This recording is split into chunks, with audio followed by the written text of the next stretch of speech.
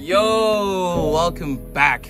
Today I'll be showing you guys how to load my 35. I use a Minolta, and this is like my very first film camera, and I love it so much.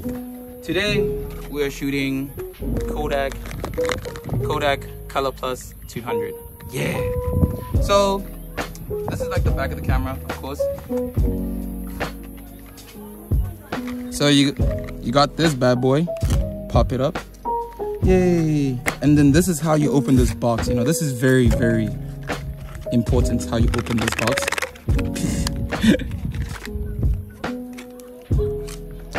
Ta-da! Throw this in the bag, and this.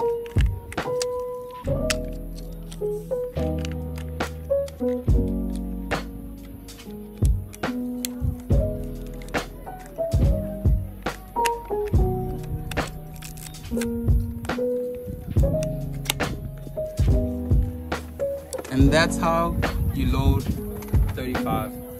If you like this video, like it, and I might show you how to load the 120 camera.